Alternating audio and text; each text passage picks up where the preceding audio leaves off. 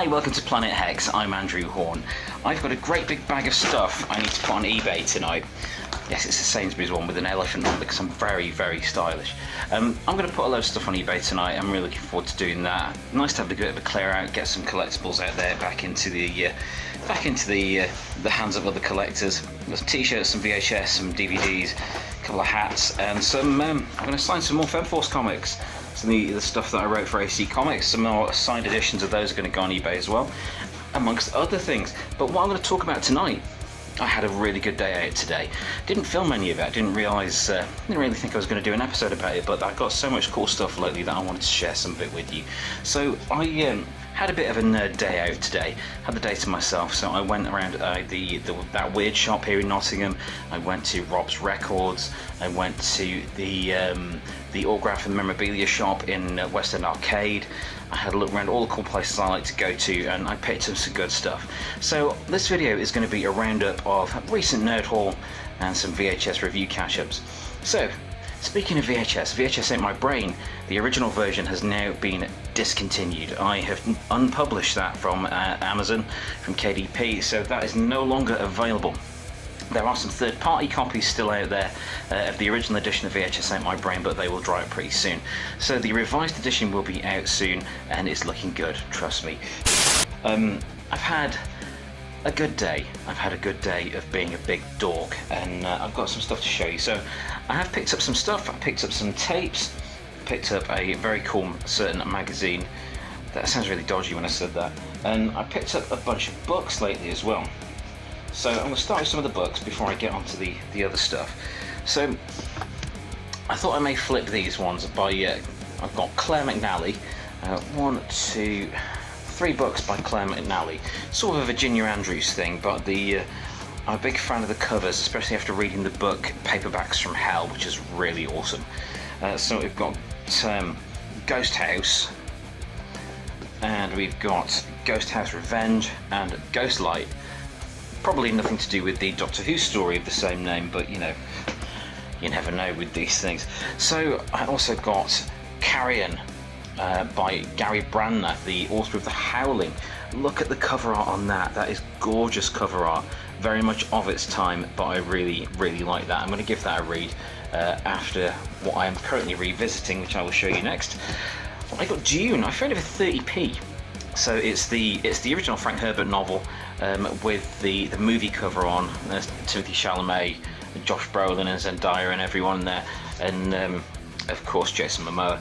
I've still not seen this version of the movie, but as this was 30p from Cancer Research, I thought I'd revisit it, and I'm really, really enjoying it. I'd forgotten what beautiful prose Frank Herbert would write. It's really, really enjoying that so far. I picked up a couple of CDs today while out and about. Now, not to everyone's taste, and I know they sometimes cause a lot of controversy. Typo Negative, October Rust, their third album, which is by far my favourite thing they ever did. Stuff before it, not really my thing. Stuff that came after it, not as good as this. This was a beautiful thing, and I listened to it so many times back in the 90s. Gorgeous, overtly romantic goth metal, which was perfectly what I needed back when I was like 18 when it came out. A classic, a reissue of Holy Diver by Dio. This is £1, and it's got the whole album remastered, and it's also got a Ronnie James Dio interview on it from 2003. If you don't know what this is, do you even metal? This is one of the greatest metal albums ever, and I'm really looking forward to giving that a spin. I may well do that after this. So I picked up the other week, if you saw my video, I got an Evercade, and I love this thing. This is awesome. I'm really, really enjoying it, and none of the issues that I'd heard about affect this. You know, like the tight cartridges or the low battery. I'm really, really enjoying it. So I have picked up my first additional cartridge, and it's the Evercade multi-game cartridge, the Interplay Collection 1, and this has got some great stuff on it. Now, it has 6 games on it, and I bought it for 2 of them. The two that I really wanted were the first Clay Fighter and Earthworm Jim. Absolute classics of the era. It also comes with Boogerman, which is hilarious, Incantation, Titan and Battle Chess, none of which I've really tried yet because I've been really enjoying playing Clayfire and Earthworm Jim. And yeah, I really love that handheld. It's a great handheld. So today I actually got some tapes in the wild. I visited that weird shop and they had some beautiful tapes. They had some nice heavy music on. It was Machine Head they were listening to when I was there. They'd got loads of action figures. I knew I need to do another video there at that weird shop because it is such a great place and the stock is always changing and the people that run it are so friendly. Hey Zero. So I got 2 tapes from there today. I got the X-Rental Big Box of Urban Legend. Now this is one of the best movies after Scream from that genre that Scream kicked off, of the sort of post-horror movie. So after Scream, there were things alongside, around the same time as Scream, there were things like The Faculty, I Know What You Did Last Summer, I Still Know What You Did Last Summer, and a lot of the other ones like that, the Final Destination movies, all around the same sort of era. So Urban Legend is one that I have a great fondness for. It felt more like a horror movie than a lot of the others. It wasn't quite so self-referential. Then there was Urban Legends, was it Final Cut, the second one? And then there was Urban Legends Bloody Mary, a lovely straight-to-DVD sequel that was just gloriously tacky. I like those, but the first Urban Legends, I'm pleased to have that on X-Rental because it's one I remember from like the back end of the VHS rental era, and it's nice to have it in the collection, so I'm pleased with that. But way cooler than Urban Legends. They had a few of these available in the store, different volumes of it, but I had to get this one in particular because it was by far my favourite back in the day. It's Work Sucks, the Beavis and Butthead compilation, Work Sucks. So there's no music videos on it or no adverts or anything like that. It's just the animated, the cartoon sections. So we've got on here, we've got Burger World, Customers Suck, The Butthead Experience, Be All You Can Be, Cleaning House, Spam Bank, Blackout, and Closing Time. What a joyous piece of 90s nostalgia. Can't you just hear the theme tune now? I'm really looking forward to revisiting that. I was a big Beavis and Butthead fan at the time. I've still not seen the new movie. Yeah, I need to give that a go as well. And so, bring me to the end of my haul for this week. Is this? I found this today in the Autographs and Vintage Memorabilia shop in West End Arcade here in Nottingham, and it is the 100th issue of Fangoria. This is so great. I'm really looking forward to delving into this. They've got interviews with Clive Barker, Stephen King, Robert Englund, Vincent Price, John Carpenter, Wes Craven, Sam Raimi, David Cronenberg, Toby Hooper, James Cameron, Tom Savini, and Peter Cushing. What a cool issue that is. That is a really good issue, so I'm really looking forward to that. All the old features are there, the glorious behind the scenes photos of things, and the classifieds. There's some classifieds, oh Jesus, these wall mounted things. That is not a good Chucky there in the corner. Mind you, there's no such thing as a good Chucky, I don't think. I'm not a fan of that really, but I'm looking forward to getting into that as well. So that brings you to the end of my haul for this week, and it's been a good haul. I'm going to enjoy a lot of these, and then I may pass them on or pass them on to eBay or anything like that, but first and foremost I will enjoy them. Everything I buy that I do end up flipping, I do revisit and enjoy myself. Are you coming in? There's a cat coming in. Yes, in you come, William. Hello. So the creaking of the door. So that brings me on to the VHS roundup, the review roundup of things I've revisited recently. And it's been good. It's been a good session of revisiting things. So first up, I revisited, because I've been interested in the Kickstarter that she has going, Cynthia Rothrock in the first Tiger Claws movie with Jalal Murray and Bolo Young in there, and it's just awesome.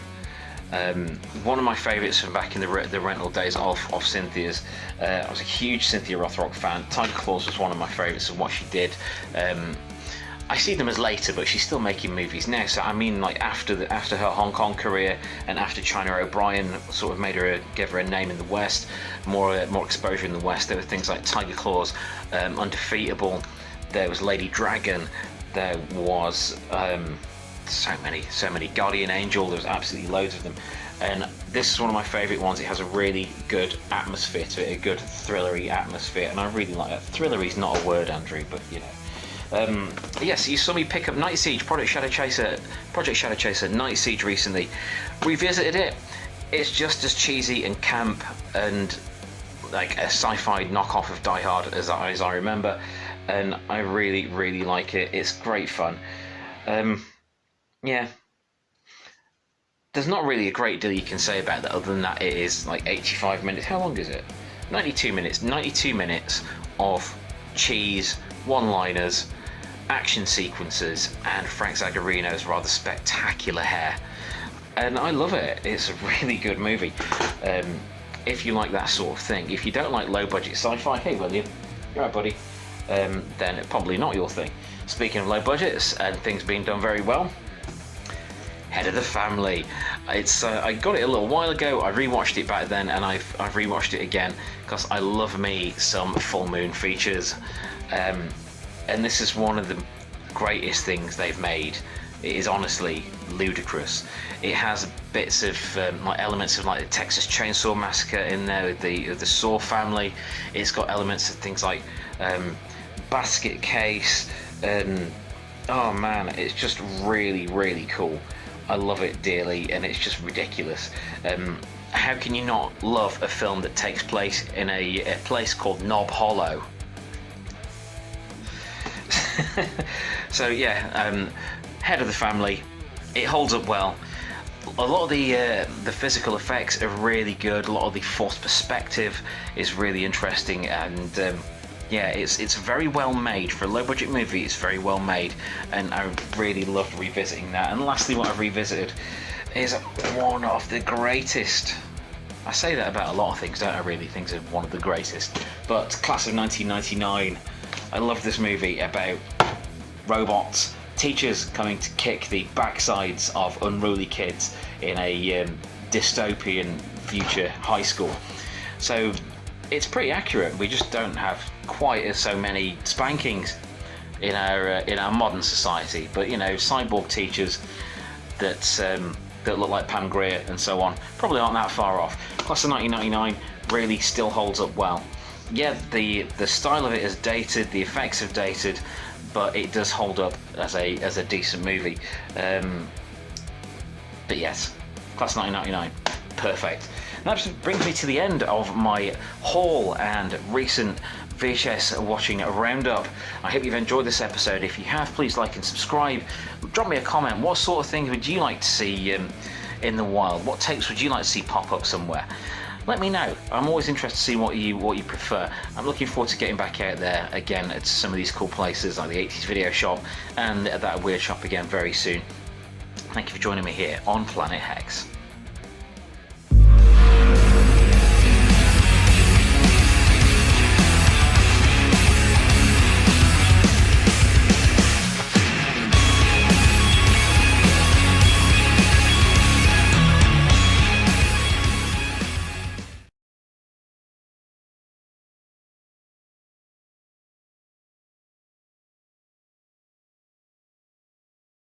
Thank you for watching. Please subscribe and validate my existence.